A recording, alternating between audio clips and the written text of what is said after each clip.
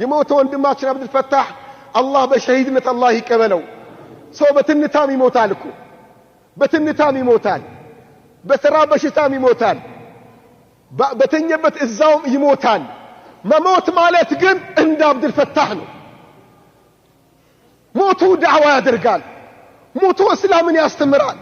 ሞቱ የእስላም ባንዲራ ከፍ ያደርጋል የአብዱል ፈታህ ማማት አንድ ሞት አይደለም ሞት አይባልም ሕያው ነው ስንቱን ሐይ አድርጓል ስንቱን ቀስቅሷል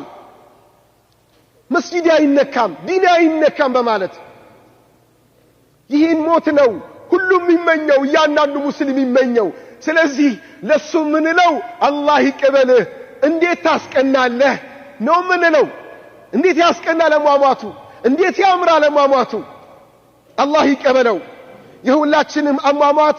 ለዲን ብለን የምንሞት አላህ አድርገን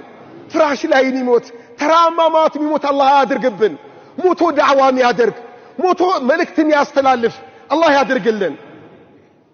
የቆሰሉ ወንድሞቻችን አላህ አፍ ያርጋቸው አላህ ያሽራቸው ለዲናቸው ሐይ ድነው አፍያ ሆነው የበለጠ ለዲናቸው የሚሰሩ ለአኺራቸው የሚሰሩ አላህ አድርጋቸው በስህር የተጎዱ እህቶችን አላህ አፍ ያርግልን ፈተና ነው ይሄ ፈተና ነው ስህር ማለት ፈተና ነው ሚካበድ አይደለም ሱካር በሽታ ታውቁ የለ ደም ብዛት ታውቃላችሁ መሰል በሽታዎች አሉ አይደለም እንደዚህም በሽታዎች አላህ የሚያመጣው ለምንድን ነው ለፈተና ነው ولنبلونكم بشيء من الخوف والجوع ونقص من الأموال والأنفس والثمرات وبشر الصابرين لفتنا ነው የሚመጣው በብዙ መልኩ አላህ ይፈትናል አንዱ ፈተና ስህር ነው አንድ ፈተና ነው እሱ ፈተና አላህ ነው የሚያመጣው አላህ ባለው ጊዜ ይሄዳል ግን የኛ መፈተኛ ነው ምን ያህል በእምነት ትጸናለህ በተውሂድህ በአቂዳህ በላ ኢላሃ ኢላላህ ምን ያህል ትጸናለህ ወይስ ትለቃለህ ፈተና ነው ፈስብቱ ጽኑ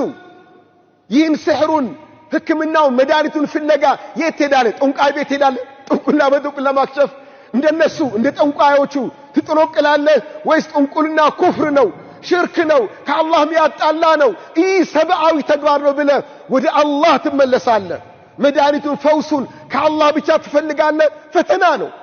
ፈተናው ምናልፍ አላህ ያድርገን ለፈተናው ማለፊያ ሱረቱል በቀራ ነብዩ ሰለላሁ ዐለይሂ ወሰለም ያንዳንዱ ሰው በቤቱ ሁሉ ጊዜ ሊቀራ ፈተናው ማለፊያ አንዱ ሰበብ ሱረቱል በቀራን አዘውትሮ መቅራት በየቤቱ ሱረቱል በቀራ የሚቀራበት ቤት ሸይጣን አይገባም ብሏል ነብዩ ሰለላሁ ዐለይሂ ወሰለም ምናልባትም ከቁርአን ጋር ተራርቀን ነበርና አላህ ወደ ቁርአን ሊያቀርበን ሲፈልግ ሊሆን ይችላል ይሄን ያመጣው ወደ ቁርአን ቅረቡ ቁርአንን አድምጡ ቁርአንን ቅሩ ቁርአንን ኑሩት